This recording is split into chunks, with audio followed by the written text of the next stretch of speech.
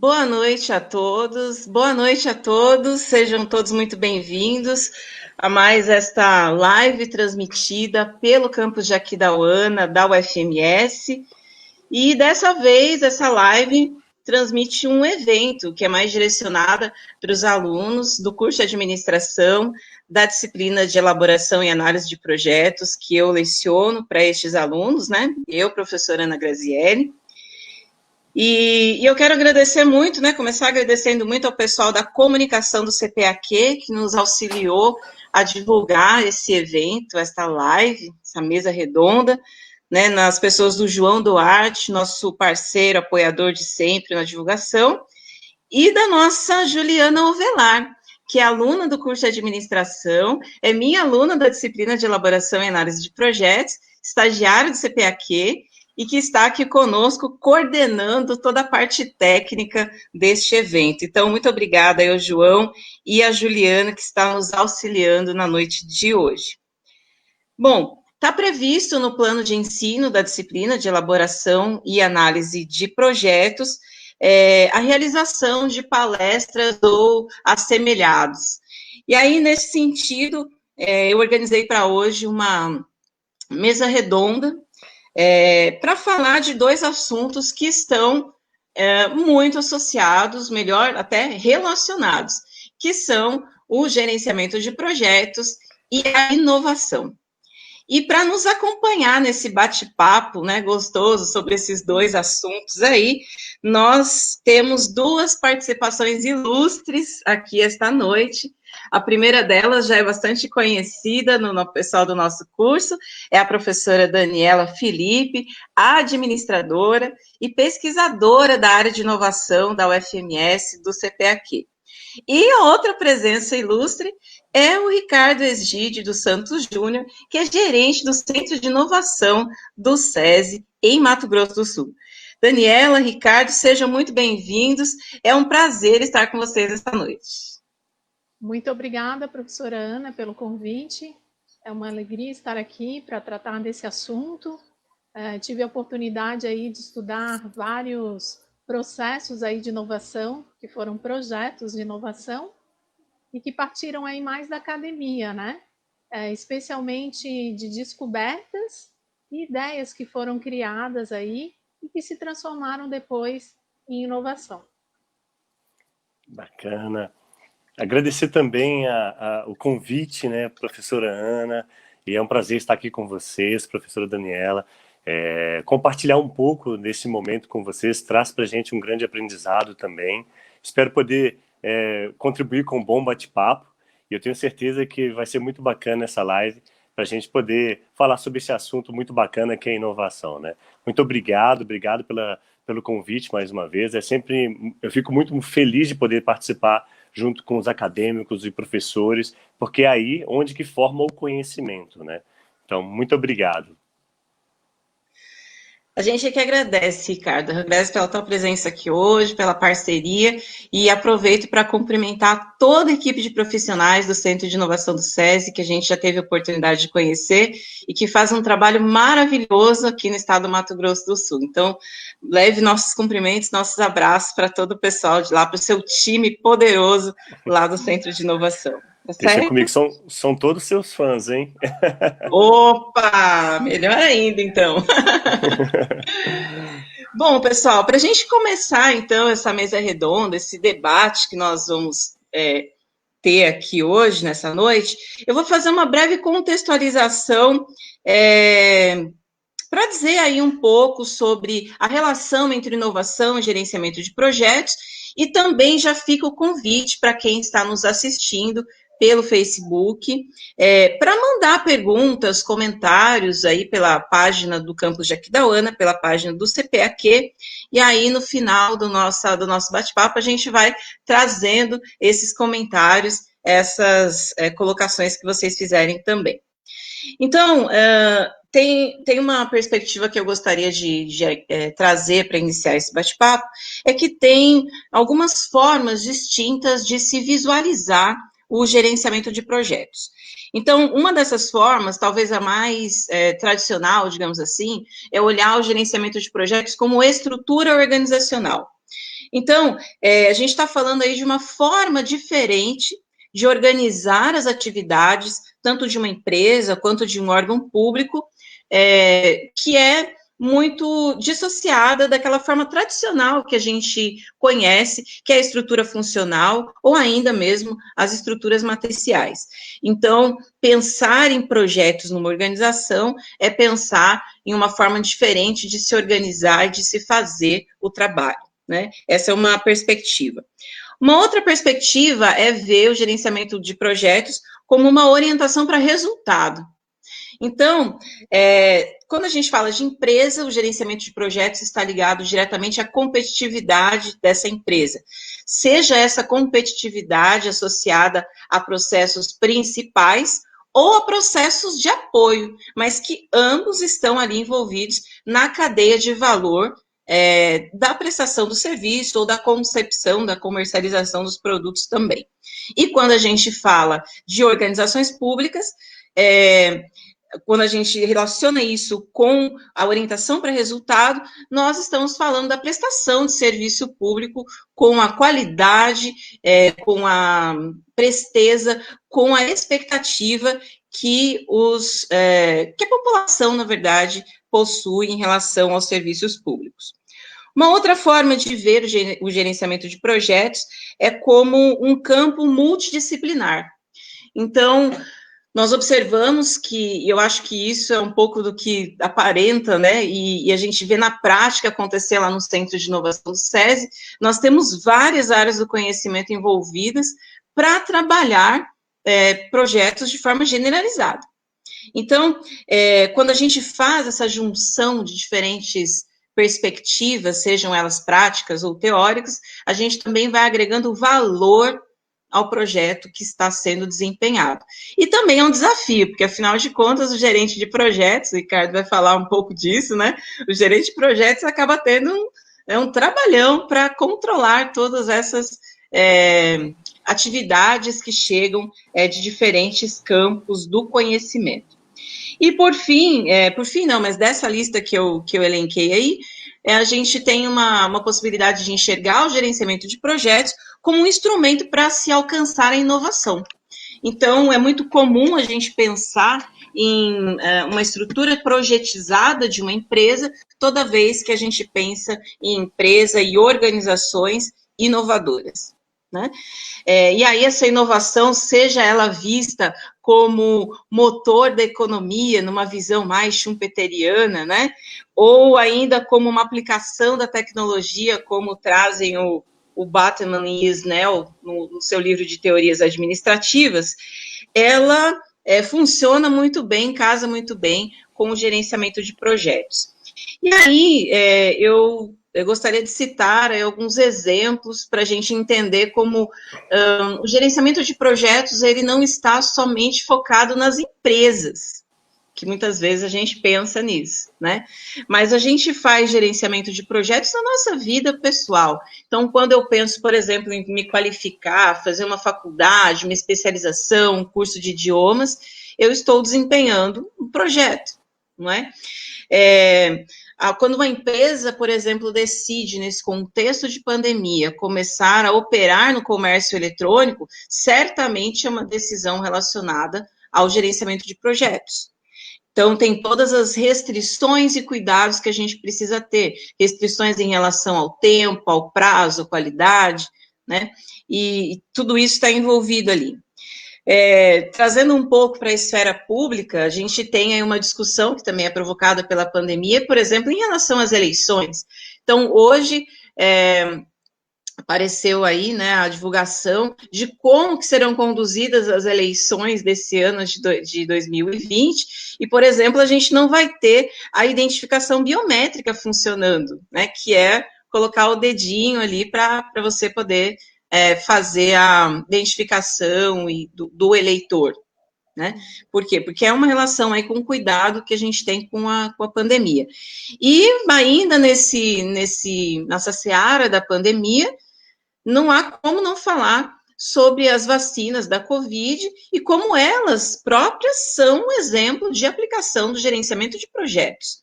Então, hoje a gente teve a AstraZeneca informando que suspendeu os testes das vacinas, porque ela detectou uma suspeita, uma possível suspeita de reação adversa da vacina, e aí ela vai lá e encaixa, né, isso dentro dos riscos e restrições do projeto. Então, são exemplos que a gente traz da vida das pessoas, das vidas particulares dos indivíduos, e vão aí para a gestão pública. Esse último ponto, por exemplo, né, da questão das vacinas da Covid, que eu acredito até que tem um pouco de relação com o trabalho que é feito pelo Ricardo e a sua equipe lá no Centro de Inovação do SESI. E aí, Ricardo, eu queria começar pedindo para você contar um pouquinho para a gente sobre o trabalho que vocês fazem lá, e aí depois a gente começar com alguns questionamentos, algumas perguntas, um bate-papo aí mais direcionado. Bacana, Ana. É muito interessante quando se fala da inovação, né? E como o processo de inovação ele ocorre, né? E que, por exemplo, nós estamos num momento que eu fico até comentando com os nossos colegas de trabalho, tentando entender um pouco do cenário, né? Nós estamos num momento tão atípico que eu fico brincando com a nossa equipe de projeto, falando assim, puxa vida, toda vez que a gente vai mensurar os riscos de projeto, né, os investimentos, os cronogramas, os fatores que podem influenciar, a gente nunca imaginou colocar lá risco, por exemplo, uma pandemia, né, que fez com que a gente tivesse que reinventar nossa carga de trabalho, rever cronogramas, mudar tipos de trabalho para trabalhos à distância, né, e aquela equipe que trabalhava de uma forma mais interagida ali diariamente, né, acaba tendo que ter esse desafio. Então, assim, quando a gente fala da inovação, né, e a forma de fazer inovação, para a gente sempre é um desafio e um descobrimento, né? A gente está sempre descobrindo algo novo e, claro, sempre pautado, né, nos estudos que a gente deseja alcançar, né? Porque a inovação ela tem que ter algum objetivo, né? Seja, como você disse, seja para suprir uma demanda competitiva de uma indústria, de uma empresa, né? Ou seja, para melhorar a vida das pessoas, para suprir esse objetivo, né? E os meios que nós vamos usar provavelmente devem ser caminhos sempre muito desafiadores por se tratar desses fatores que podem interferir no projeto, né? Como, por exemplo, a pandemia. E lá no Centro de Inovação do SESI, basicamente, nós temos algumas linhas de pesquisa e basicamente, o nosso direcionamento é para sistemas de gestão focados em saúde e segurança do trabalho. Então, o nosso objetivo é desenvolver novas soluções, e que sejam tecnológicas ou não, soluções que levem mais segurança e mais saúde para os trabalhadores da indústria, para a gente poder garantir que esses trabalhadores trabalhem, exerçam suas atividades no ambiente industrial e retornem para suas casas com segurança e com a saúde que eles saíram, né? Então, é um desafio da gente trabalhar com a inovação não só para a indústria, mas como um impacto direto na vida do trabalhador, né? Então, os nossos projetos têm esse caráter de trabalhar voltado também o olhar para as pessoas que estão ali no trabalho, que trazem para a gente também vamos dizer, uma necessidade de se gerenciar e de se acompanhar desde o processo de concepção do projeto até o processo de implantação, né, que a gente estiver desenvolvendo. Então, traz a necessidade de a gente ter uma responsabilidade muito grande, né, nesse desenvolvimento. E também se tratando de uma equipe multidisciplinar, né, lá no Centro de Inovação, a gente basicamente tem um time todo diversificado, né? Nós temos matemáticos, tem engenheiro civil, tem engenheiro da computação, tem engenheiro de software, tem analistas. Então, assim, a gente tem um time muito diversificado e é um grande desafio a gente trabalhar todas essas disciplinas, né, dentro de um contexto para chegar a algum objetivo comum, né? Eu falo não pelas pessoas, mas eu fico brincando que cada área tem uma linguagem própria, né? Você vai conversar com um engenheiro, ele quase fala um outro idioma, né? Vai conversar com um profissional de saúde, ele quase fala um outro idioma. Então, fazer essa conversão, né, de todas as disciplinas, essa multidisciplinaridade para dentro de um processo de gerenciamento de projeto, ele demanda muita dedicação, muito esforço, muito estudo e, claro, muita paciência e coragem para enfrentar esses desafios, né? Então, a gente tem esse objetivo lá no Centro de Inovação e, claro, para a gente sempre, um dia após o outro, é um aprendizado contínuo que nos faz, claro, seguir em frente em pensar em novos projetos para levar para as indústrias aí do Brasil. Mas, basicamente, isso que a gente tenta fazer lá todos os dias. Ricardo, você acabou falando aí também de um questionamento que eu tinha para te fazer, sobre justamente o perfil dessas pessoas que compõem a tua equipe, né? Você falou que tem engenheiro, tem pessoal, tem um profissional da área da saúde também, né? Então, quanto que isso tem relação com a área que vocês trabalham, saúde e segurança do trabalho? Essa multidisciplinaridade faz diferença para vocês, então, na composição dos projetos, na composição aí dos produtos que vocês acabam entregando como soluções ou propostas de soluções? Sim, é um ambiente muito gostoso assim de se trabalhar por se tratar dessa multidisciplinaridade, né? A beleza de cada profissão, a beleza de cada profissional. Nós temos administrador lá também, tá? Então, principalmente para o pessoal do curso de administração, para a gente, o que é importante na nossa missão do Centro de Inovação? É de fato que o profissional que esteja, né, dentro da sua disciplina trabalhando, ou que seja em linhas de pesquisa, ou que seja direcionadamente na construção de um projeto, é que esse profissional ele possa ter toda a autonomia e de expressar a sua criatividade e o seu conhecimento, né? Muitas vezes as pessoas imaginam assim, o cara que para trabalhar num centro de inovação tem que inventar a roda, todo dia tem que criar algo que ninguém nunca viu, né? Vou tirar um coelho da cartola, mas basicamente não tem nada a ver com isso. Faz parte dos profissionais que se dedicam muito e buscam soluções através do conhecimento, do estudo, do aprendizado diário. Então, independente da disciplina que seja, né? Eu acho que o perfil assim das pessoas que trabalham juntos lá são pessoas proativas e pessoas motivadas a fazer aquilo que gosta, né? Então todos têm seu espaço e sua voz lá dentro para falar, opa, eu entendi isso, não entendi. Ó, na minha área a gente vê isso mais ou menos assim. Aí o outro, opa, mas eu tenho uma visão um pouco diferente. Então, assim, um ambiente para ser inovador, ele tem que estar muito aberto ao diálogo, né? Ao diálogo e à cocriação.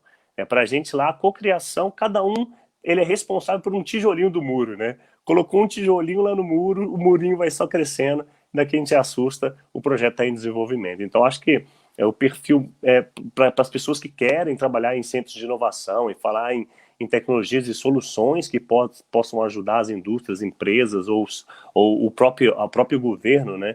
Como provedor aí dos órgãos públicos, das instituições públicas, eu acho que o primeiro passo é ter muita paciência, saber co-criar e trabalhar em equipe e perseverança, né? Porque a gente, em projetos de inovação, a gente sabe que a gente às vezes encontra alguns caminhos tortuosos e às vezes a gente acaba tendo que dar um passo para trás para dar dois para frente, né? Basicamente isso. Mas basicamente esse é o tipo de profissional que eu tenho o prazer e a honra de trabalhar todos os dias, né? Legal. Dani, você quer fazer algum comentário em relação a isso, aí trazendo um pouco mais para a tua experiência aí no campo da inovação em termos de pesquisa? Como que você já viu essa questão da multidisciplinaridade ocorrendo, os benefícios que ela tem para a inovação? Com certeza é uma grande riqueza, né, para o processo inovador. Temos aí equipes multifuncionais, né, Ricardo? Sim. E eu acredito que um grande desafio para um gestor de projetos numa equipe multidisciplinar, um grande desafio talvez seja aí a questão da comunicação, né? Cada um vem com o seu conhecimento e aí vão construindo aí os tijolinhos, como você disse, né?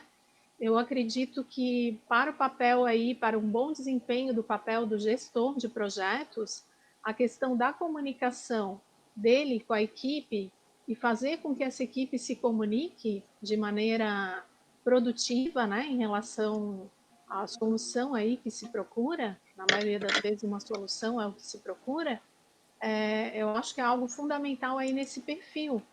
E gostaria também de ouvir de você, cada vez mais tem sido utilizada a estratégia da Open Innovation, que é a inovação aberta, né?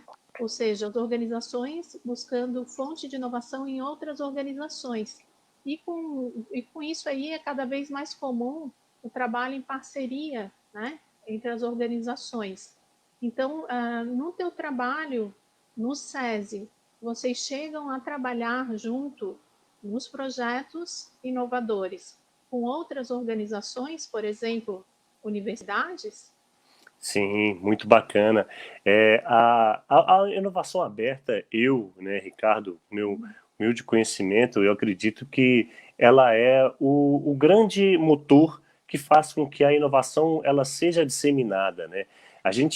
Apesar da gente ter um time multidisciplinar, né, pessoas engajadas e motivadas, é um olhar muito interno, né? Então, essa relação do que a gente chama de ecossistema, né, de inovação, é muito importante para a gente. Por exemplo, lá no Centro de Inovação, a gente tem um domínio de uma beiradinha de uma disciplina, né, de algumas disciplinas que a gente pesquisa, a gente trabalha mais com a pesquisa aplicada, e a gente domina um pedacinho só. E se a gente não fizesse parte de um grande ecossistema, certamente a gente não conseguiria atingir nossos objetivos. Então a gente acredita muito na inovação aberta, tanto com participação de universidades. Só dando um exemplo, né, nós temos um projeto que foi até nós estamos agora em desenvolvimento desse projeto, que nós buscamos uma parceria do LSTech, é um exemplo, que é um laboratório de tecnologia que surgiu dentro da USP, e eles saíram, né, e montaram uma organização sem fins lucrativos para desenvolver tecnologias de microprocessadores, microcomputadores de alto desempenho, e a gente descobriu, poxa vida, a gente precisava de uma tecnologia, descobriu que essa tecnologia é brasileira, está sendo pesquisada, estudada, aprimorada aqui no Brasil, lá em São Paulo, e eu falo, puxa vida, por que não dar a mão, né, para essa equipe e falar, gente, me ajuda, vê o que eu posso te ajudar também, fazer uma troca de conhecimento, isso é muito legal. Assim como também a gente tem estreitado muito a parceria com a UFMS. Eu sou natural de Belo Horizonte, né? Então conheço bastante o pessoal da UFMG lá. E aí quando eu migrei aqui para os estados, pro estado do Mato Grosso do Sul, eu vim logo conhecer a Universidade Federal do Mato Grosso do Sul e fiquei apaixonado com a UFMS. Né? Eu tive bastante contato com o pessoal de Campo Grande. Depois que eu conheci a Ana também, eu falei, puxa vida, agora estamos ampliando o nosso ecossistema, né? E além disso, a gente faz parte de uma rede de 9 centros de inovação que estão espalhados no Brasil e cada um trabalha numa temática, né? Tem uns que pesquisam sobre higiene ocupacional, outros pesquisam sobre produtividade e longevidade, sobre economias, tem outros que pesquisam sobre tecnologias, então estilos de vida e saúde. Então tem cada centro de inovação, em cada local onde se pesquisa algum tema, né, com o objetivo de criar ou co-criar, eu acho que faz parte de um ecossistema, e a inovação aberta ela tem que ser cada vez mais fomentada, na minha opinião. E eu acho que sozinhos a gente consegue caminhar um pouquinho, mas juntos a gente consegue ir um pouquinho mais longe, né? E até mesmo as empresas, né? A gente tem visto muito empresas do mesmo segmento se unindo, né, para trazer tecnologias e trazer inovações para aquele mesmo segmento, pensando em aprimorar as atividades daquele segmento e não simplesmente na competitividade, diferencial competitivo, né? Mas sim na sobrevivência, conquista de mercado.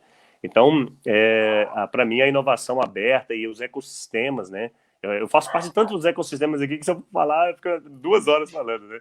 Fazemos parte do ecossistema do agro. Então, assim, eu fico brincando que onde que a gente tem a oportunidade de aprender um pouquinho, a gente está lá. E para a gente é sempre uma oportunidade boa de trazer e trocar conhecimentos, né? É um caminho muito legal, professora. A questão da comunicação aí também, o aprendizado não só daquele conhecimento em si, mas essa habilidade de se comunicar, né? Nessa gestão aí de projetos, né? Na figura aí do gestor e das pessoas que dele participam. Acho também um campo de estudos aí muito interessante para a gente é a questão da comunicação, junto aí com a inovação aberta, né? Sem a comunicação, como é que a gente vai ter um resultado? Impossível, né? E tão interessante esse comentário, professora Daniela, que como eu disse atrás, né, a gente tem, além do time multidisciplinar, cada um quase com um idioma, né, e também a gente tem níveis de maturidade profissional e temas que são tratados dentro do ecossistema, que acho que o principal ponto de sucesso, concordo com você 100%, é a comunicação, né? E eu fico brincando com a equipe que a gente trabalha, que eu falo, a comunicação não é o que o Ricardo fala, é o que você entende, né? Eu posso ter falado algo e ele entendeu, eu falei A, ele entendeu B, né? Então, a comunicação é sempre um ponto muito importante, principalmente dentro dos projetos, a gente usa muitas técnicas até para poder ter certeza, é isso mesmo, vamos escrever, tá validado por 2, 3, 4 partes, o entendimento é o mesmo, né? Então, a comunicação ela é talvez o fator mais crítico do sucesso, na minha opinião também. Concordo com você perfeitamente. Muito bem, obrigada, viu? Gente, mas desse bate-papo, olha, tem um monte de coisa que eu quero perguntar para vocês agora, viu? Vocês me deram um motivo aqui para outras curiosidades, né? E aí eu vou começar direcionando uma outra pergunta aí para o Ricardo, porque vocês dois, Daniela e Ricardo, trouxeram essa importância da comunicação. E aí eu queria perguntar, Ricardo, na tua experiência prática e do teu dia a dia, sobre o perfil desse gerente de projetos, né, que você incorpora. Você acha que a principal capacidade, me pareceu, que é a comunicação, mas quais outras habilidades você relaciona com esse seu trabalho do gerenciamento de projetos lá no centro? Legal. Atualmente, né, tem se tornado cada vez mais praticado, mais comum, o tipo de gerenciamento de projetos que chamam de gerenciamento ágil, né? Isso nasceu aí algumas décadas, isso veio evoluindo, então, assim, esse processo de gerenciamento de projeto, principalmente no modelo ágil, ele requer alguns cuidados e algumas habilidades que o gestor de projeto, pelo menos ao meu ponto de vista, ele precisa desenvolver com o tempo, né? Principalmente focado ao objetivo do projeto. Por exemplo, para deixar um pouco mais claro, no método mais tradicional, né, de gerenciar um projeto, o gestor do projeto, ele praticamente tem o conhecimento, ele é o detentor de todas as fases, dos cronogramas, dos fatores que interferem e do fator que pode ser de sucesso, dos custos da equipe. Então, ele centraliza muitas informações. E no modelo que a gente tem trabalhado cada vez mais e tem sido cada vez mais eficiente também, é um modelo muito descentralizado. Então, esse gestor de projetos que for trabalhar principalmente com projetos ágeis, eu acho que um dos pontos importantíssimos também, das habilidades que precisam ser desenvolvidas, além da comunicação, é o gerenciamento descentralizado, entender qual é o nível, né, de influência e de entrega que cada profissional tem dentro do seu papel do projeto. Então, eu até falo com o pessoal, gente, eu gerenciando o projeto, eu sou um facilitador desse projeto, né? Eu sou um intermediador das fases, das etapas, dos problemas, das discussões, do sucesso, né, das perdas e ganhos. Eu intermedio tudo isso e facilito junto com a equipe, mas a equipe ela tem uma voz muito ativa, né? Então ela tem uma participação muito ativa e faz com que, para o gestor de projeto, ele tenha também um conhecimento de cada profissional que ele tem ali dentro. Porque, basicamente, a gente fica brincando que para liderar, né, eu tenho que conhecer um pouco do indivíduo liderado, mas eu também tenho que entender que esse indivíduo ele tem habilidades, e essas habilidades, às vezes, muito bem desenvolvidas para determinadas tarefas, e às vezes ele nunca desenvolveu uma tarefa que é nova para ele. Então, certamente, uma tarefa nova para o indivíduo, o processo de gestão sobre ele é diferente, né? Eu preciso acompanhar mais de perto, entender, ajudá-lo, lapidá-lo, aprender com ele e alcançar novos caminhos, né, junto com ele. Agora, tem atividades que para o gestor de projetos que já são muito rotineiras, ou se você tem um cara que já é especialista, um profissional, né, que já está ali fazendo aquilo e já tem uma habilidade, né, eu já tenho mais um processo de quase uma delegação de autoridade, de desenvolvimento daquilo que cabe a ele. Então, gerenciar tudo isso, né, gerenciar as pessoas, entendendo os níveis de atividades que a gente tem dentro do projeto, o perfil de maturidade do projeto sobre aquele o perfil da equipe, né, sobre aquele assunto que está se tratando, é o grande desafio para o gestor de projeto. Então, eu acho que para ter sucesso, né, no gerenciamento do projeto, para mim, dos projetos, para mim, de modo ágil, é muito importante a comunicação, essa descentralização e esse entendimento do conhecimento da equipe, do nível de maturidade para cada atividade e, claro, fazer parte de um facilitador, né, de todas as atividades que tem ali. E muitas vezes a equipe tem total conhecimento sobre o assunto que a gente está tratando e, basicamente, o gestor de projeto quase não tem nenhum conhecimento, ele trabalha praticamente facilitando para que o projeto aconteça, né? O gestor não tem como ele ser especialista em tudo, né? Basicamente, eu acho que não sei se eu respondi bem, mas assim, eu acho que os pontos fortes mesmo que um gestor de projetos atualmente precisa de ter, principalmente na área de inovação, é isso, essa flexibilidade, o conhecimento dos perfis das pessoas que trabalham, o nível de maturidade, uma boa comunicação para que todo o caminho do projeto seja menos tortuoso possível, né? E também entender que cada profissional é uma engrenagem que tem autonomia e tem conhecimento dentro daquele processo, né? É uma cocriação mesmo, e o gestor do projeto é só apenas ali um servo, um servidor, né, que intermedia tudo isso para chegar num resultado final, né? Acho que basicamente eu acho que é isso que tem trazido muito gasto para a gente lá no Centro de Inovação, sabe? É interessante falar sobre isso. Nossa, Ricardo, que bacana. Achei bonita a fala dele agora, viu, Daniela? O gerente de projeto como um servo, como servidor da equipe. Olha que bacana, Que né? bonito, né? Que É, importante, né? Para que faz esse papel, né? De identificar os talentos, unir os talentos, né? Eu até hoje estava conversando com uma colega, e aí uma exemplificação assim, simples, né? Digamos, simples, mas muito rica, que eu dou para os alunos, né? Que o líder ele é um maestro, né? De uma orquestra. Então, às vezes ele pode até não saber tocar tão bem um instrumento, mas ele vai fazer esse papel aí do gerenciamento mesmo, né? Ou seja, unir Exato. todos esses talentos, toda essa riqueza, essa diversidade de conhecimentos, né? Perfis, né? E também a experiência que cada um já teve com projetos, alguns já têm mais experiência, outros têm um perfil um pouco diferenciado, às vezes não é tão possível delegar tanta coisa, né? A pessoa às vezes é um pouco mais insegura que a outra, então todos esses fatores aí até de ordem é, psicológica, né, em termos mesmo de personalidade, também são levados certamente em conta, né?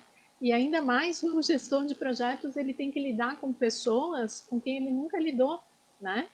Então, até identificar, então, muitas vezes ele tem até essa facilidade, essa rapidez, né, dessa identificação. Eu acho muito interessante e é uma habilidade que assim, como é que eu vou dizer? É, dificilmente alguém vai ensinar para o outro, né?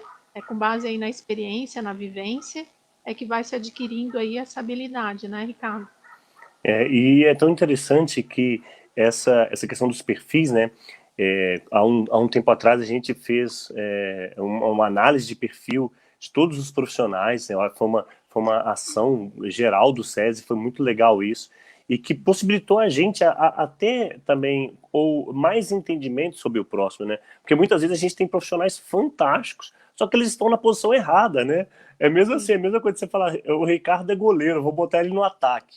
Você vai achar o Uhum. Ricardo um péssimo atacante, né? Mas como goleiro, ele talvez seja um excepcional goleiro. Então, eu não acredito, de fato, não é indo contra a ciência nem nada, mas eu não acredito em pessoas maus profissionais, né? Vamos dizer assim. Eu acredito que as pessoas muitas vezes estão em locais errados ou mal alocadas, né? Tem pessoas que são mais analistas, que elas precisam analisar, elas precisam ter tempo para ler, olhar, pensar. Tem pessoas que são mais dominantes, elas já tomam decisões muito mais rápidas, assumem riscos e olham muito superficialmente as coisas. Eu tenho pessoas que são mais comunicadoras, como o meu caso, falo bastante.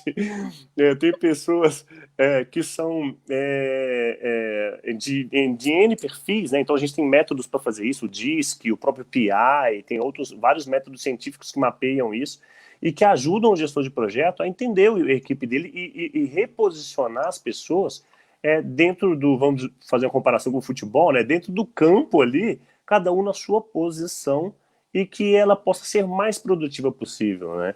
Então, tem atividades que precisam de análise, tem atividades que precisam de correr mais riscos. Então, a gente tem que ter esse balanceamento do perfil aí, que é o ponto mais difícil, tá? É talvez o mais difícil. Junto com a comunicação, é o mais complexo.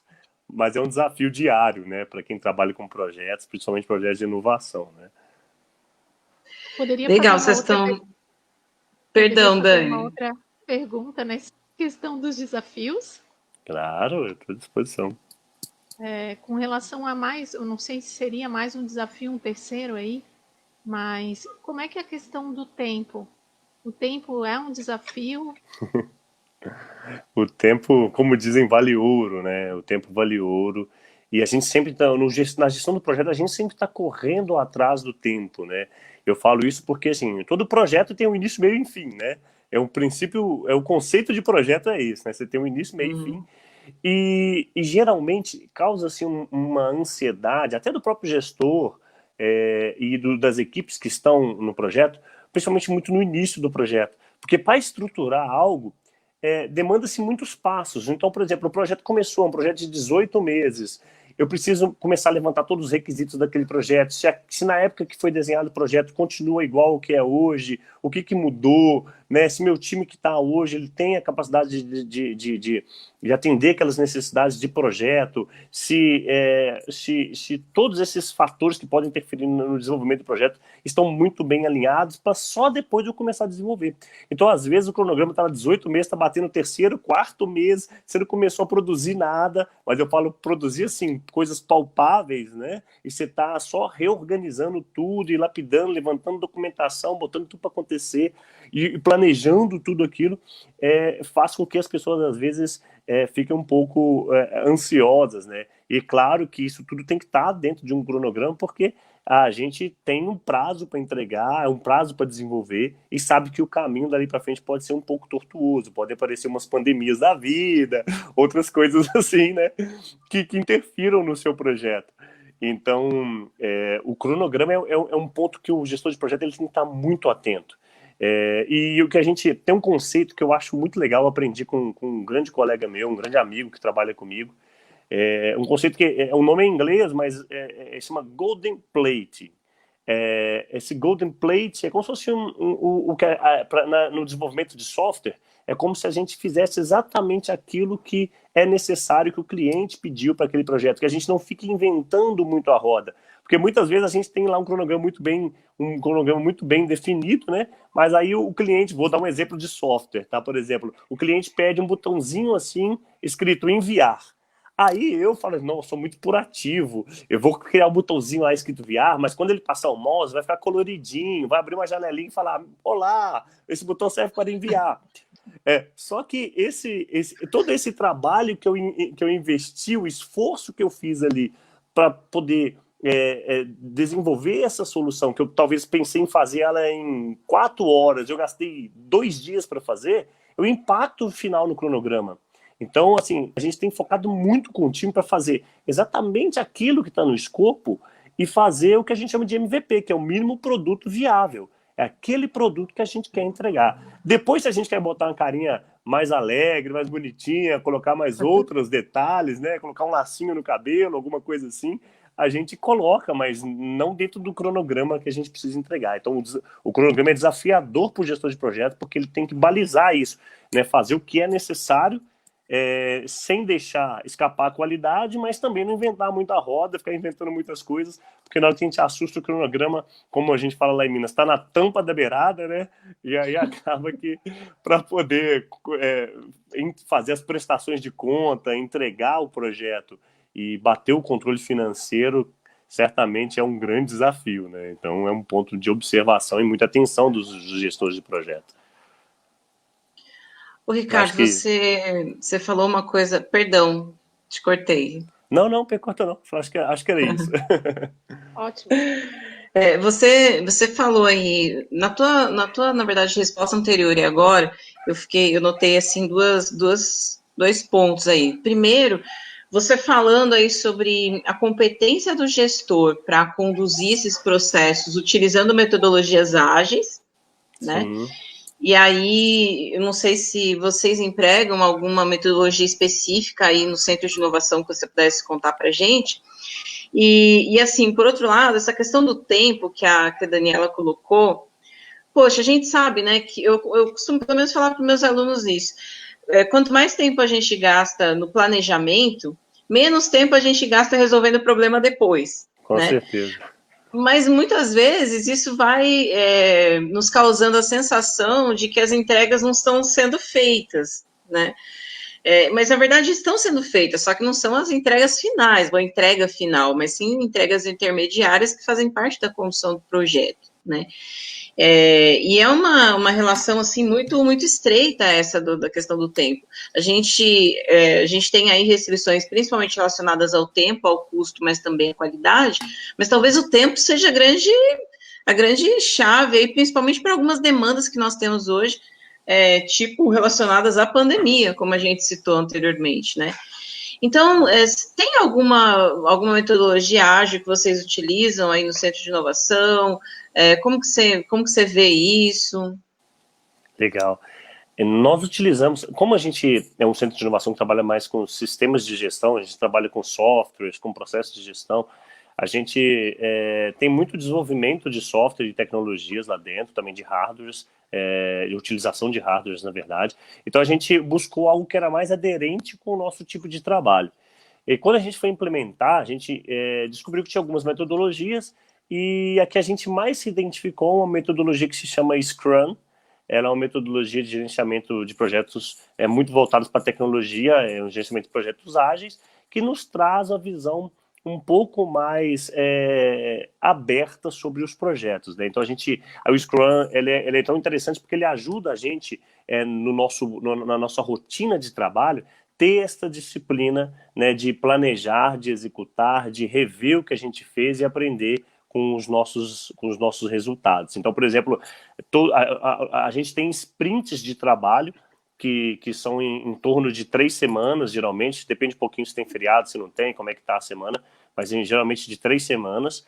Essas sprints de trabalho nosso, o primeiro dia sempre é de planejamento, a gente para 8 horas do time inteiro para planejar as próximas 3 semanas. A gente planeja, discute, vê. Hoje, por exemplo, hoje é terça, né? Era pra gente ter feito ontem, que foi feriado. Hoje foi um dia de planejamento.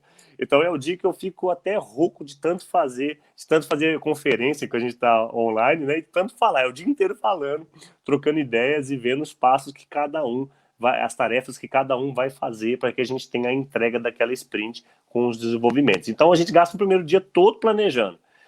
Como você disse, professora, o planejamento é fundamental. Se eu começar a fazer e depois perceber que eu não planejei nada, no meio do caminho a gente é pego de surpresa com novidades, né? Então a gente, depois que planeja, a gente gasta um dia todo ali planejando, foi o que a gente adequou mais para o nosso time. O Scrum dá essa possibilidade da gente adequar a nossa realidade, isso é muito bacana, não é uma metodologia muito, vamos dizer, inflexível, ela é bastante flexível. A gente faz esse planejamento, trabalha na sprint com a execução das atividades, acompanha diariamente, a gente tem uma reunião diária, todo dia 30 minutinhos, um bate-papo ali rápido de como as coisas estão indo, o que fez, o que não fez, qual é o problema que está tendo ou não está tendo nenhum problema. E no final daquela sprint, o último dia da sprint, a gente faz o que a gente chama de retrospectiva e review, que é a revisão do nosso trabalho. A retrospectiva é ver os erros e acertos, os problemas internos e externos que impactaram o nosso projeto. Muitas vezes tem coisas externas. E a revisão é a apresentação, de fato, de tudo que foi entregue naquele ambiente, naquela sprint de trabalho, né? Então, essas cerimônias, né, essas ações que a gente toma diariamente, né, desde o planejamento até a review, são muito importantes para o resultado do projeto. Então, eu já vi profissionais falar, mas nós vamos perder um dia todo planejando aqui, essa sprint eu já sei o que eu tenho que fazer, reunião diária, 30 minutos ali, qual que é o ganho disso? Então, assim, a gente, com a experiência que eu tive até hoje, né, eu estou lá há 5 anos nesse centro de inovação, a experiência que eu tive é que, assim, o quanto mais a gente usar métodos, né, que são cientificamente comprovados e que ajudem a gente a organizar o nosso trabalho, quanto mais a gente entende as nossas tarefas e quanto mais a gente fala sobre o projeto diariamente, quanto mais a gente vivencia o projeto, mais assertivo a gente é na ponta e certeza a equipe é mais unida e faz com que o projeto ande de uma forma mais coerente, né? Então a gente usa o Scrum e aplica ele diariamente. Depois, se vocês quiserem, quem está nos assistindo, né, quiser saber um pouco mais sobre o Scrum, tem manual em português já, tem bastante conteúdo já divulgado sobre o Scrum. É uma metodologia que veio ajudando muito na parte de gestão de projetos mesmo. É bem interessante para a gente aplicar. Ricardo, muito legal aí você citar o Scrum como metodologia, porque eu acho que está bem alinhado mesmo com essa coisa do gerenciamento do tempo, né? E quando você fala dessa reunião diária, ou seja, do follow-up diário, eu acho que faz parte do acompanhamento do gerente de projetos isso, né? O tempo todo Sim. tá lá, o tempo todo tá olhando, checando, né? Fazendo checks e vendo aí a evolução do projeto. Mas eu quero aproveitar e fazer uma outra pergunta para você, que está motivada aí pela tua resposta, né? Você falou aí que vocês trabalham com a questão do desenvolvimento de soluções de gestão, né? E aí, eu acho que é um interesse nosso da graduação de administração, mas até mesmo da especialização, né, Daniela, né, do nosso curso de especialização, que está ligado um pouco à indústria 4.0, né? Quando a gente fala aí de automação, de soluções ligadas mesmo à inovação, né? E aí eu queria, assim, saber um pouco da tua percepção sobre como que a indústria, o SESI, né, e as atividades que vocês desenvolvem aí, estão aí vendo a indústria 4.0, ela nos parece muito promissora em algumas indústrias, a gente vê isso acontecer de forma muito notável em alguns países, mas como vocês avaliam isso a partir do ponto de vista da indústria nacional, aqui do Brasil, ou talvez também do Mato Grosso do Sul, que é o foco de atuações de vocês? Vocês veem a indústria 4.0 acontecendo ali? É um processo que ainda está em implantação nas indústrias, nas empresas? É um ponto, acho que é um ponto tão relevante de se falar, né? Porque a indústria 4.0, conforme foi denominado assim, né? Para mim, ela se passa basicamente de uma continuidade da evolução do nosso processo industrial, né? Então, assim, desde da máquina a vapor, depois os processos, né, de eletricidade, automação, linhas de produção, Fordismo, né, Taylorismo, e veio aí toda a evolução da indústria. Eu acho que a gente está nesse momento que é um momento de evolução mesmo das atividades cada vez mais robóticas e principalmente não só para a produtividade, mas também para a qualidade, para a segurança do produto, né, e também das pessoas. Então, eu vejo que é um processo quase inevitável, né, e é uma evolução que a gente está passando. E, por exemplo, no Mato Grosso do Sul, quando eu comecei a conhecer as indústrias daqui, eu fiquei maravilhado com algumas coisas que eu vi e fiquei preocupado com outras, pelo seguinte fato, nós temos indústrias aqui, independente de porte, tem indústrias que são pequenas indústrias, mas que têm um nível de evolução, vamos dizer, evolução para a indústria 4.0, né? Já bem avançado. E quando a gente fala em indústria 4.0, eu acho que não são só tecnologias, né? Mas também são processos muito bem elaborados, processos muito bem estruturados, né? Que fazem com que a indústria consiga ser competitiva e produzir de forma mais eficiente, com menos gasto energético, menos gastos de matéria-prima e tudo mais. Então, eu vejo que é um caminho que sem volta. E eu acho que e para as pessoas que estão interessadas em trabalhar com processos e inovações, principalmente para a indústria 4.0, nada mais, nada menos que a gestão desses processos devem ser feitas de uma forma muito, muito organizada. Porque as pessoas acham assim, eu vou colocar uma câmera com inteligência artificial e lá para ler um produto, vou fazer uma automação de um estoque aqui, que eu vou resolver meu problema. Mas não, acaba que as máquinas precisam de manutenção, as máquinas precisam de um processo bem organizado, um planejamento muito bem feito de operação, né? As pessoas elas precisam entender também que essa interação máquina-homem ela se faz cada vez mais necessária, né? Então, esse processo da indústria 4.0, ele para mim, é uma evolução muito grande da indústria que traz para a gente novos desafios como seres humanos, né? Mas também traz imensos benefícios para que a gente possa resguardar a nossa segurança alimentar, segurança pessoal, segurança mais ecológica, né? Pensando no meio ambiente e todos esses fatores que estão interligados. E assim, um ponto que eu costumo brincar, tem um amigo, até pensar como é que eu vou falar isso, né? Tem um amigo que ele fala assim, quando se fala de indústria 4.0, o pessoal já fala assim, as palavras que estão na moda, né? Indústria 4.0, inteligência artificial. E assim, aí ele fala que assim, ó, inteligência artificial é igual sexo na adolescência, né? Todo mundo fala que está fazendo, mas ninguém sabe o que é. E assim, e assim então, eu vejo que o uso das tecnologias, elas são muito bacanas quando se são muito bem aplicadas, né? Então, assim, a inteligência artificial para quê? Eu preciso dela mesmo? Né? Vamos partir do mais simples. Eu preciso dela? Opa, preciso. Então, vou ter que estruturar algo para aquilo. Ah, não, eu não preciso, mas eu preciso organizar um processo. Eu, basicamente, já tenho uma grande inovação dentro daquele ambiente de trabalho. Só como um exemplo rapidinho, por exemplo, a gente vem do toyotismo, né? Pensa lá a Toyota, pós-guerra, que pensou em reorganizar todo o seu processo de trabalho para ser mais efetivo e ter mais resultados e usar todos os recursos de uma forma mais, vamos dizer, mais assertiva, né? Para a época, né? Eu vou nem arriscar a década de 60, eu sei que é pós-guerra, 60, 70, não Sim. sei, por aí. Você vê a inovação e o grande passo que eles já estavam dando para a indústria 4.0, né? Que provavelmente eles já devem ter alcançado muito antes do que outros segmentos industriais. Você vê hoje que, por exemplo, a produção de carros, você entra numa fábrica, ela tem grande parte do seu processo automatizado. Mas o pessoal fala assim, mas nós estamos perdendo emprego para as máquinas, né? Mas na verdade não, quem gerencia as máquinas, né? Quem dá manutenção das máquinas? Quem gerencia todos os processos? Onde que está a inteligência? E além disso, as máquinas estão fazendo situações que causavam muitos acidentes e adoecimentos para nós mesmos, né? Então, por que não usar o ser humano para aquilo que ele é bom, né? Que é para pensar, para criar, para desenvolver, gerenciar, né? Claro, desde a atividade mais simples até a mais complexa, o ser humano sempre vai ter espaço, independente da evolução tecnológica, né? Então, para mim, a indústria 4.0 é um processo inevitável e que traz grandes benefícios para a gente e nós, né, como administradores, gestores de projeto, como desenvolvedores de tecnologias, né, ou como quaisquer outros profissionais que a gente for, eu acho que a gente pode contribuir muito para o avanço, pensando num simples processo ou uma simples atividade que eu possa melhorar, né?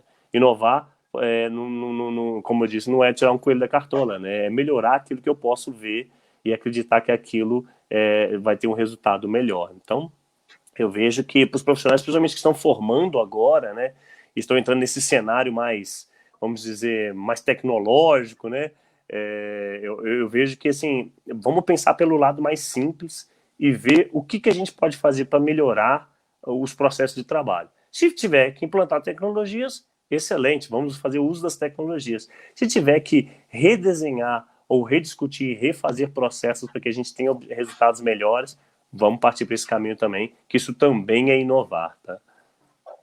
O foco no Sim, resultado, né? O foco no resultado. Desculpa, Exatamente. eu também aqui só eu tenho grande admiração aí pelo movimento toyotista, né? Que não deixou de ser aí um sistema inteligente da manufatura, né? Sim, Já na detecção de erros, no processo aí de flexibilização da manufatura, abrindo espaço para que hoje a gente tivesse, né, o que se chama aí de indústria 4.0. Claro que aqui no sim, Brasil ainda não de maneira tão avançada como em outros países como a China, a Alemanha, Estados Unidos, mas com certeza o movimento toyotista abriu muitas portas, né?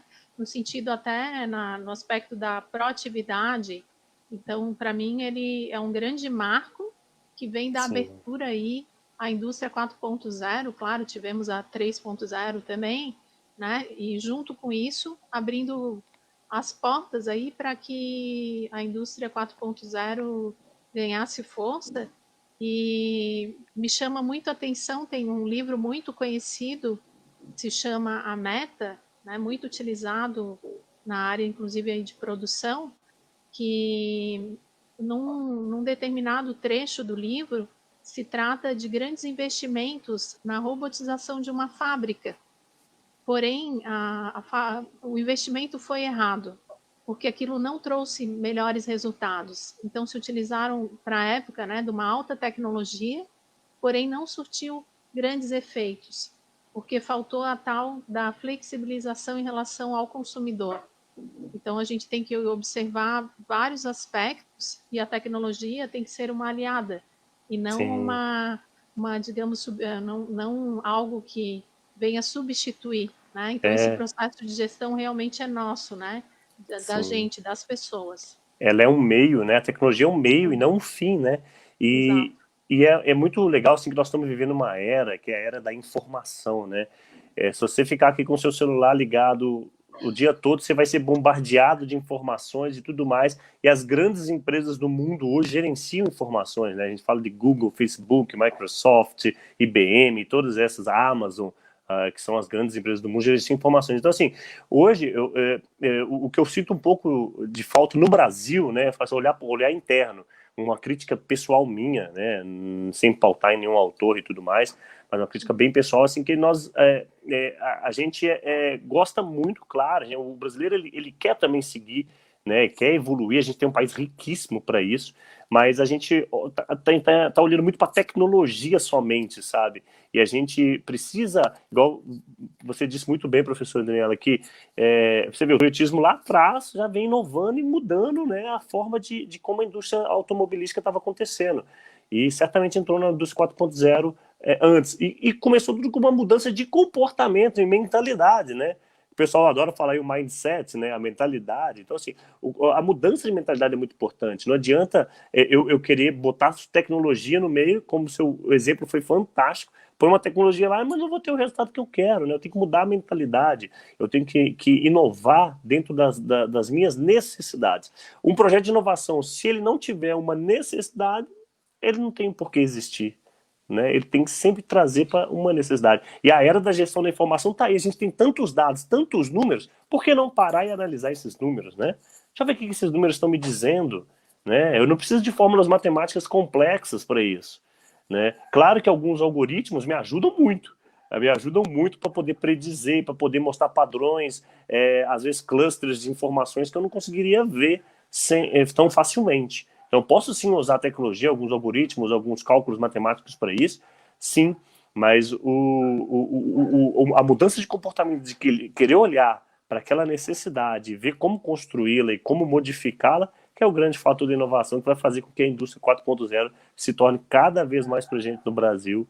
E tem muitas indústrias bacanas que estão encarando isso. A gente precisa, acho que, fortalecer esse movimento para esses profissionais que estão indo aí para de encontro a esse ambiente, nesse ecossistema industrial, para que a gente possa contribuir com isso, né? Eu acredito que todos nós temos um papel nisso importante, nós devemos cumprir o nosso papel fazendo o melhor que a gente puder, claro, para que o nosso país, aí, através da nossa produção, a economia, as empresas, as indústrias e os negócios, o governo, tenha de fato ações inovadoras e que a gente consiga avançar a novos patamares, né? Então acho que é uma responsabilidade de todos, né, a gente fazer isso. Então é um ponto muito interessante a ser discutido, né, que tem bastante assunto. Mas era isso que eu ia falar, olha, esse aí só por si só já rolava uma mesa redonda só sobre a indústria 4.0.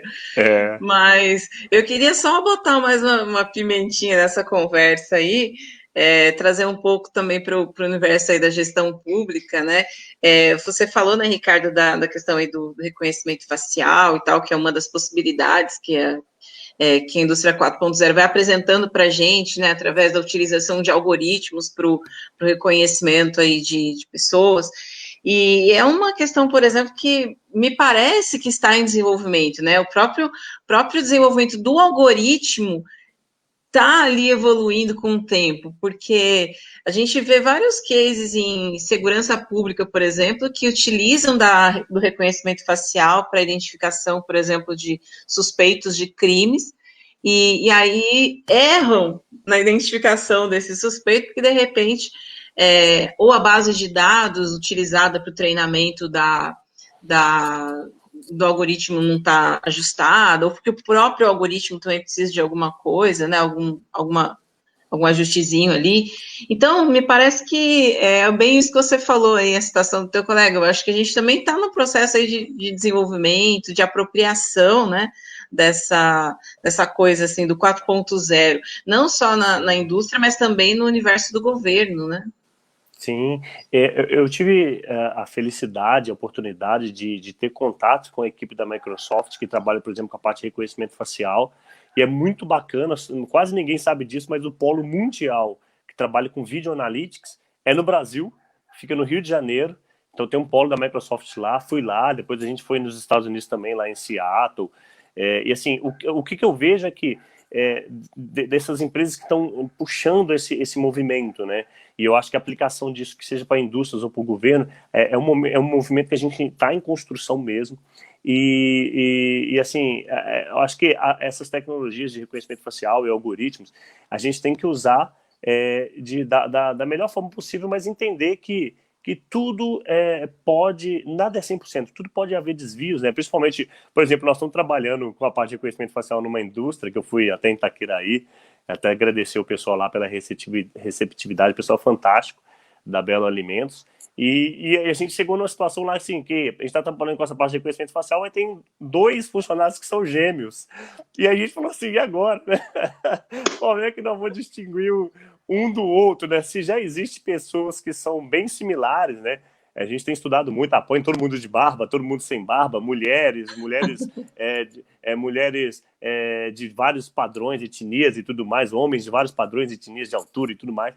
Então, assim, a nossa anatomia, então, muitas vezes também, ela se torna também um fator dificultador de aplicação dessas tecnologias, porque a inteligência artificial, por exemplo, de reconhecimento de imagem, é nada mais, nada menos que um mapeamento pixelado da nossa imagem. Ela cria um padrão. Eu olho para o Ricardo, vejo distâncias em alguns pedaços da face, crio um padrão matemático do Ricardo e falo, esse é o padrão matemático do Ricardo.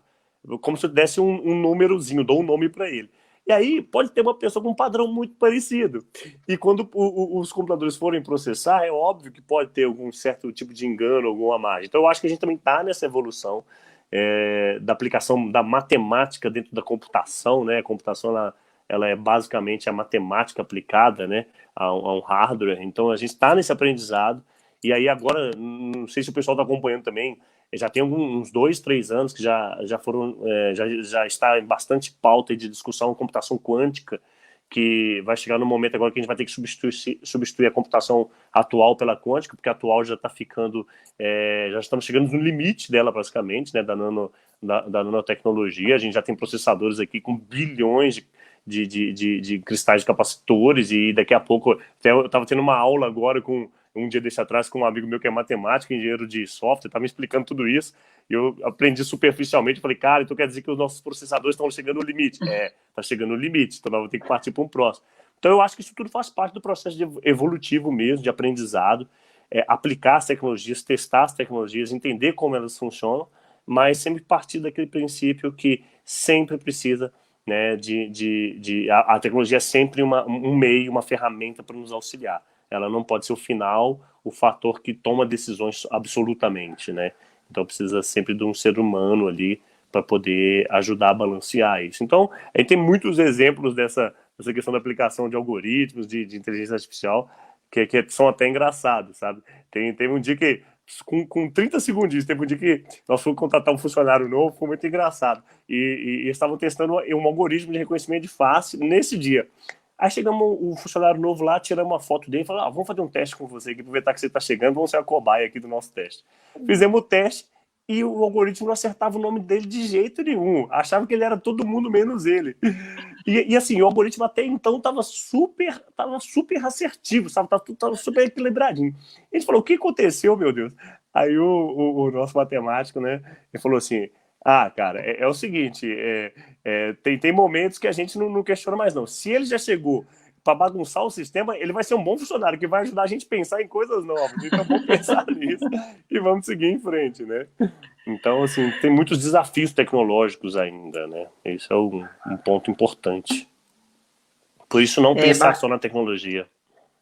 É verdade. E eu acho que, assim, aí da minha parte, eu queria direcionar uma última questão aí para você, porque eu acho que esse ponto, ligado ao trabalho que vocês fazem aí, que são projetos voltados para a saúde e segurança do trabalho, ele adquire uma cara um pouco diferente, porque o tema saúde e segurança do trabalho é um tema de muita sensibilidade, é muito sensível, não só para as empresas, quanto para as pessoas, né? A gente está pensando na vida do indivíduo que está lá, é como que a gente cuida dessa vida enquanto desenvolvimento do trabalho, né?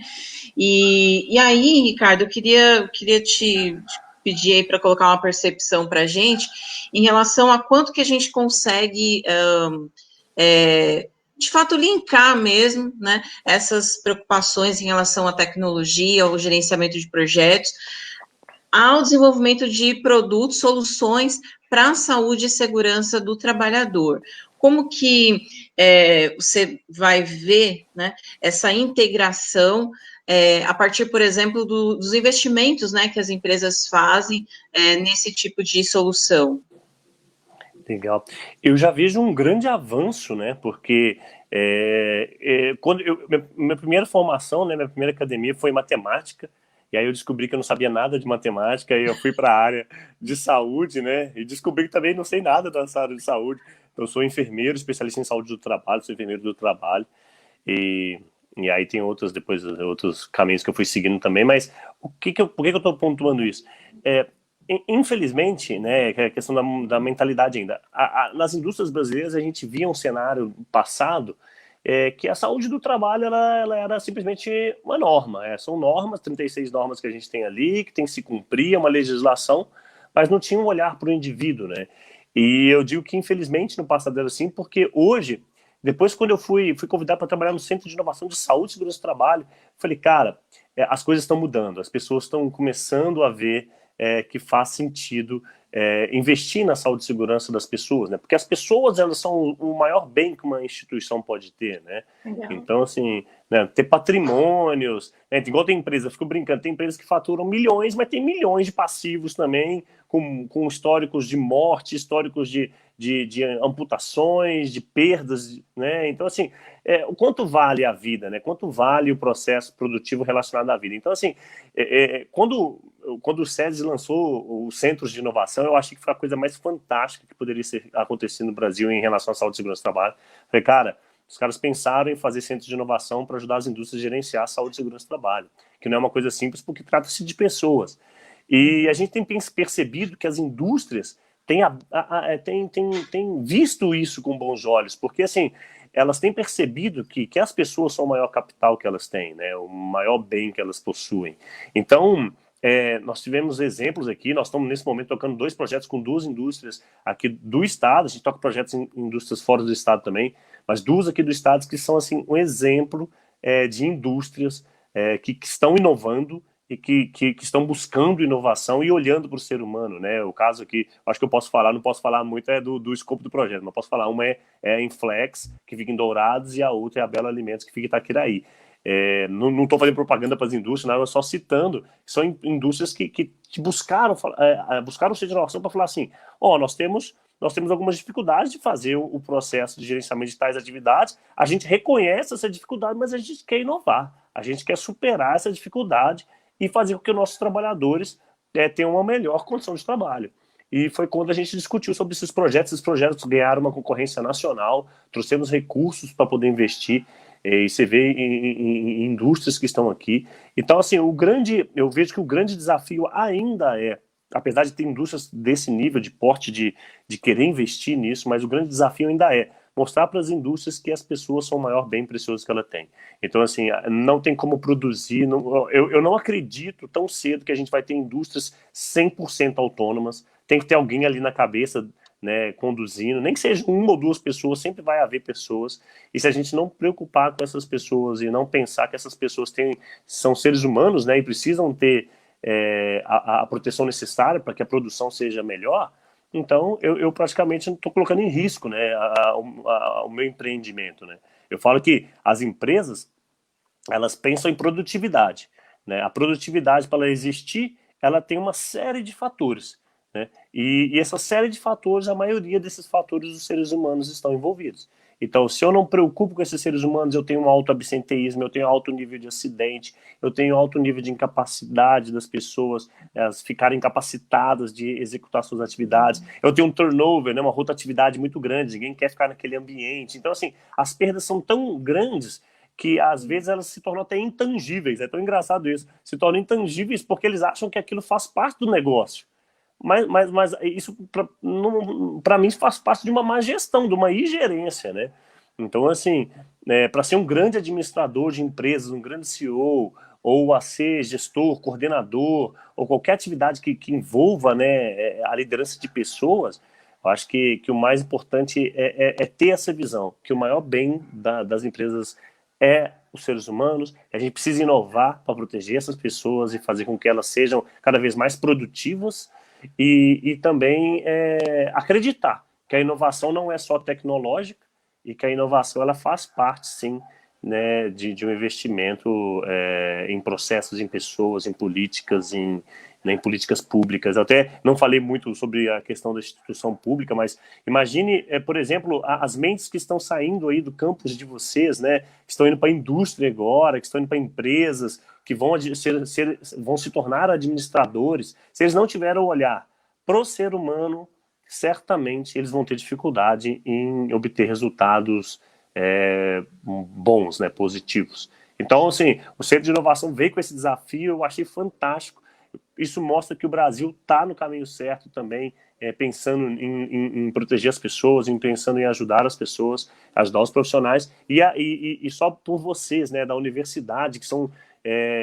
eu não só admiro, né, com a universidade, mas como eu me sinto um ambiente muito familiar, eu gosto, apesar de ser pouquíssimo acadêmico, eu gosto muito da universidade, os momentos todos que eu tive contato, que passei pela universidade, para mim foram momentos muito especiais, e as pessoas que estão na universidade nesse momento, elas precisam entender que elas vão lidar com pessoas e as tecnologias atreladas a essas pessoas, né? Então, elas precisam olhar para a saúde e segurança do trabalho, que isso faz parte do negócio. Isso não é uma áreazinha que tem lá na sua empresa. Ah, tem uma área de saúde e segurança do trabalho que dá prejuízo para mim, né? Eu tenho que ficar investindo nos caras para poder cumprir a norma, né? As normas que estão aí, mas imagina se a gente cria esse olhar, né, de prejuízo e não de investimento, e não de pensar na maior bem, na matéria-prima e no maior capital que a gente tem, que é o ser humano, a gente basicamente tá determinado ao fracasso, né?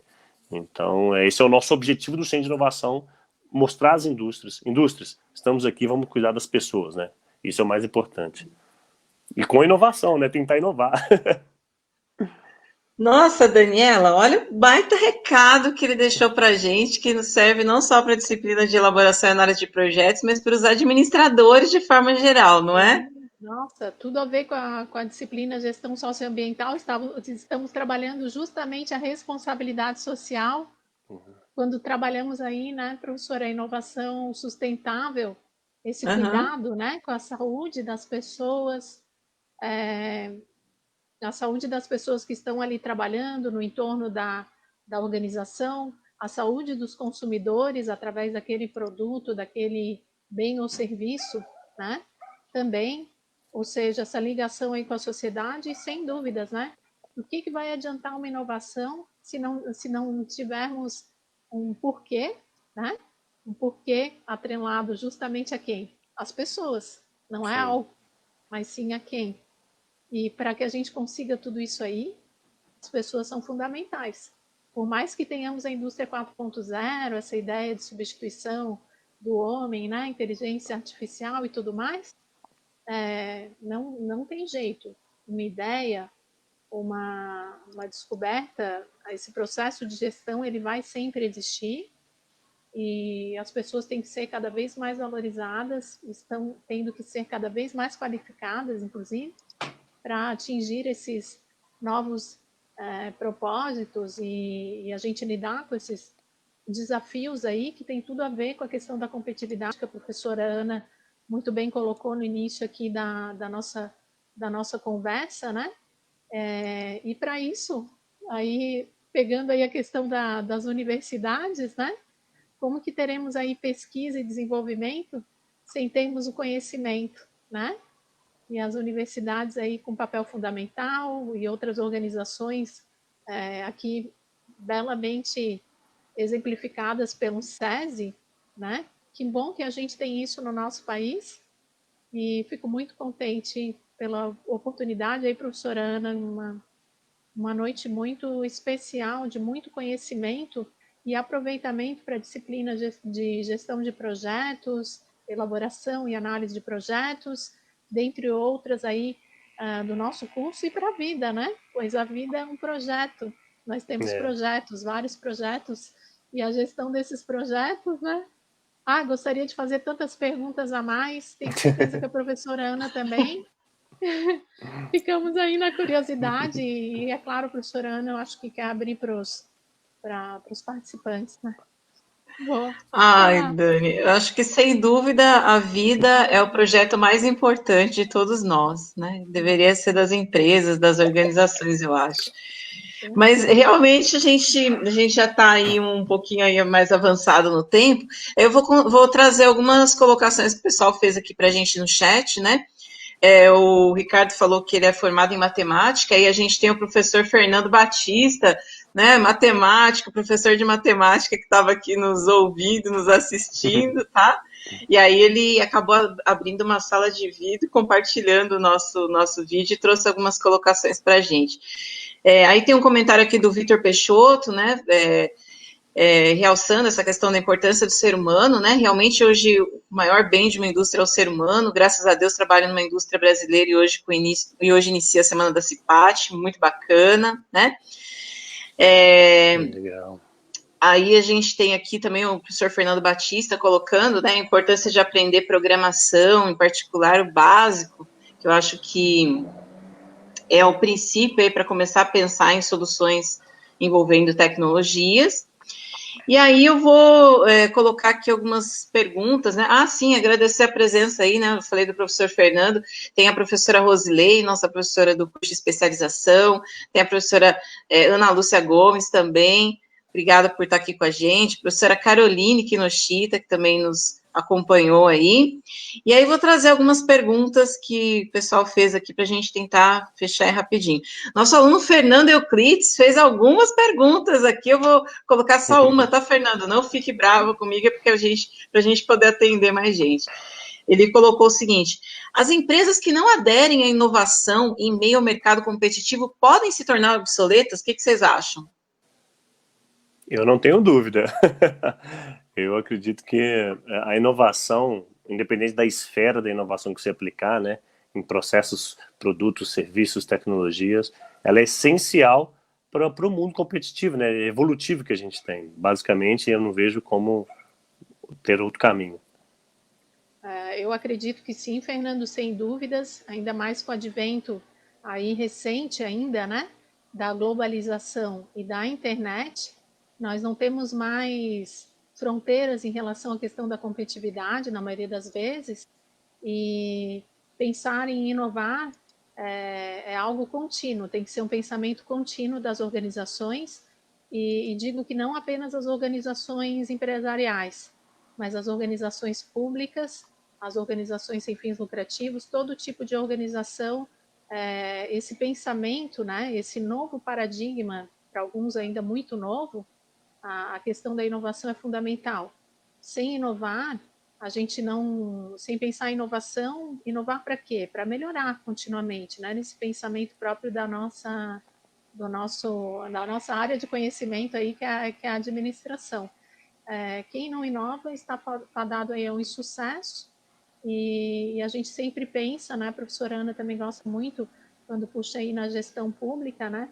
A questão da eficiência, né? São recursos públicos e a gente tem que ter respeito, né? São recursos de todos nós, de todos os cidadãos.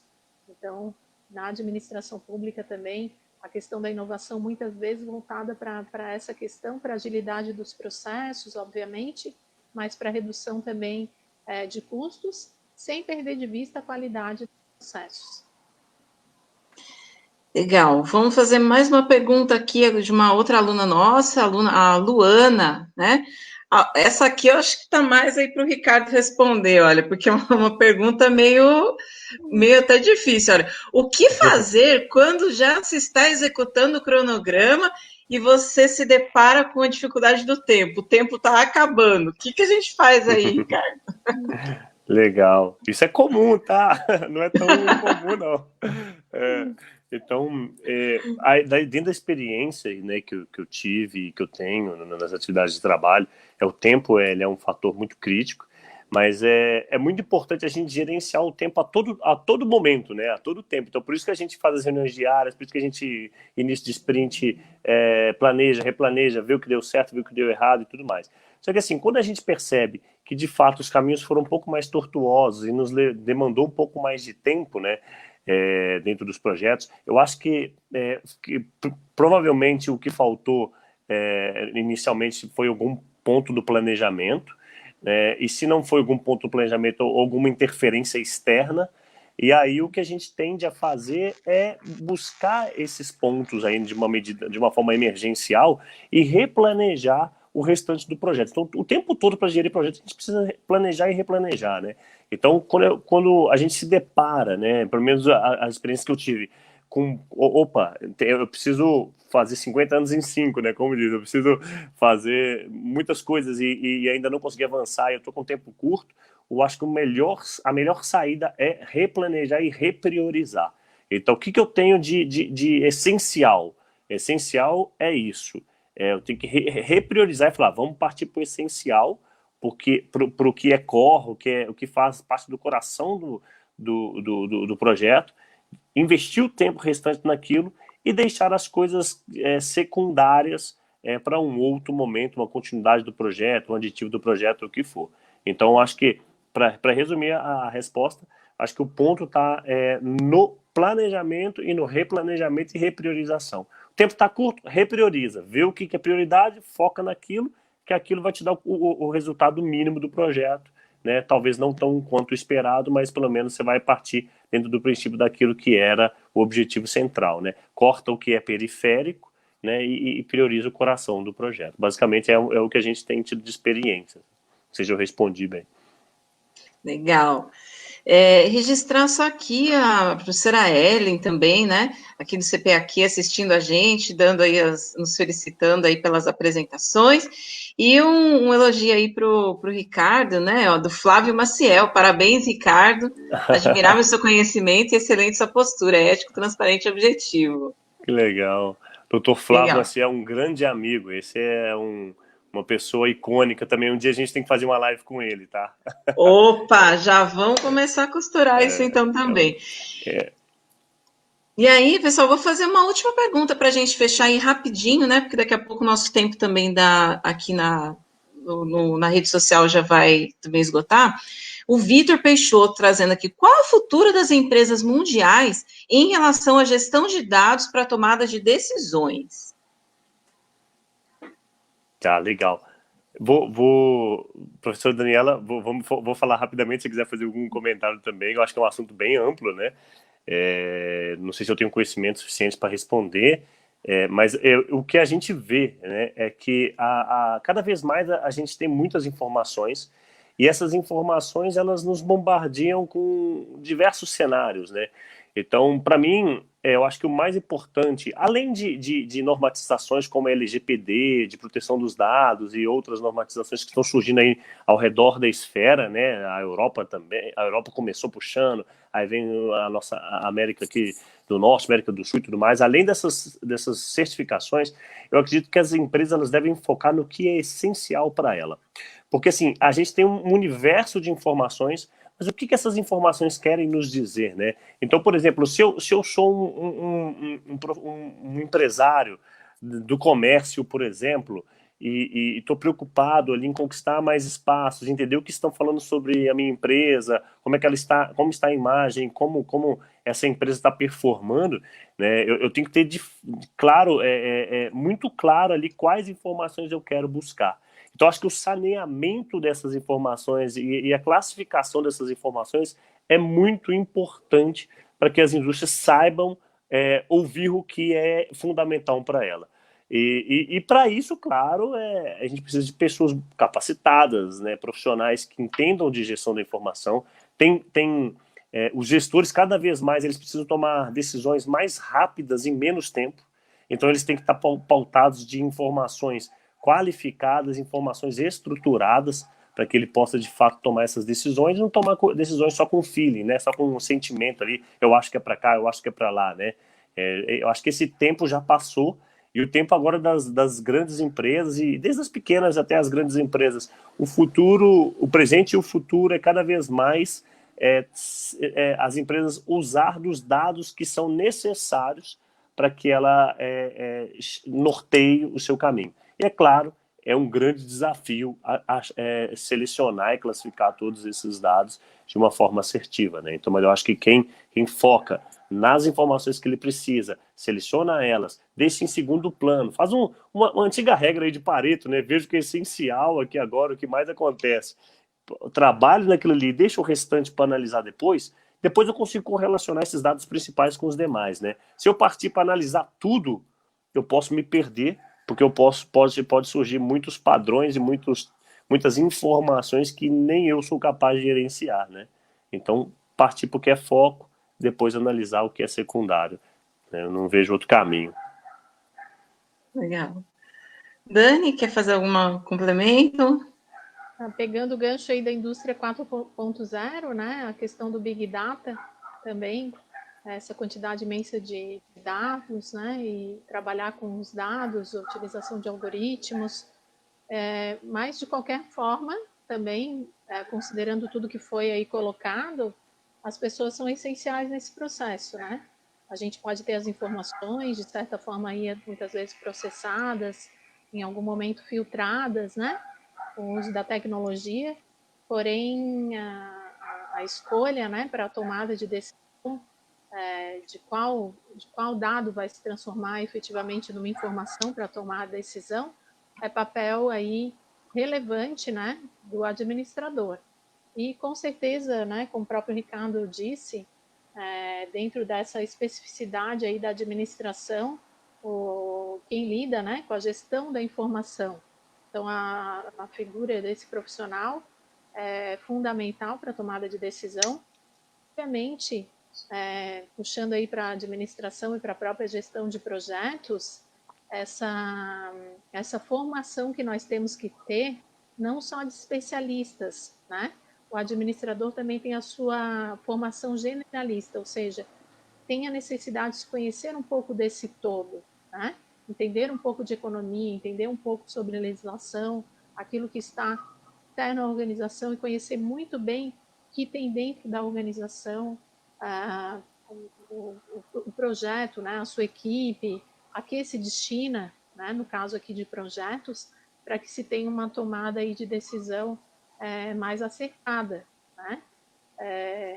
Conhecer, então, o que se tem e o que se quer, aonde se quer chegar, né? Exatamente. E aí fazer essa filtragem aí de dados, né? O que efetivamente também vai ser uma informação e o que vai ser levado em conta na hora da decisão. Agora, temos aí cada vez mais dados, isso é muito difícil, né? Porque da mesma forma, né, o Ricardo disse, nós precisamos cada vez mais decidir de maneira mais rápida, né? Até o processo de inovação, tudo isso é muito rápido hoje em dia, e algo bom, né, por um lado, mas um pouco assim contraditório, né? Que a gente também tem muitos dados daí, temos que decidir rapidamente. Então, trabalhar sempre nesse sentido, como decidir de maneira rápida e peneirar, digamos assim, filtrar esses dados, cada vez nós temos aí em maior quantidade, sem contar, né, professora Ana, as fake news. Sim. Nem me fale.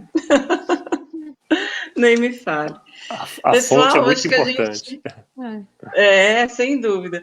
Gente, olha, dava para a gente ficar falando a noite inteira aí, a gente está recebendo mais comentários, né, mais perguntas, mas nosso tempo também já está acabando aí. Sinto por a gente não poder colocar aí todas as questões do pessoal, mas vou deixar aqui guardadinho para a gente encaminhar depois o pessoal, os comentários aí de vocês.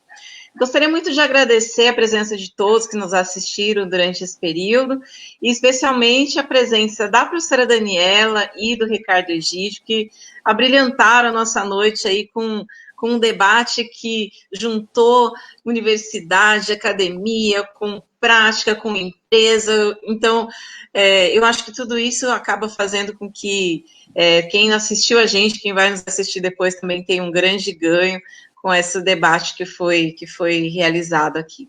Então, Daniela, muito obrigada, né? Ricardo, muito obrigada também. E para todos que nos assistiram aí, muito obrigada pela audiência, pessoal. Fiquem ligados nas nossas próximas lives, divulgaremos aí posteriormente. Um abraço para todos, hein? Até mais. Obrigado, e boa pessoal. noite. Obrigada, professora. Parabéns pelo método aí. Obrigada. Parabéns. Obrigado pela oportunidade de aprender com vocês. E é uma honra muito grande estar aqui com vocês, trocando um pouquinho de ideias. Tá bom? Contem comigo sempre e até logo, se Deus quiser. Muito obrigada. Até logo. Obrigada para todos, gente. Boa noite para Tchau, tchau, todos e Dani. até a Tchau, próxima, Ana. hein? Até mais.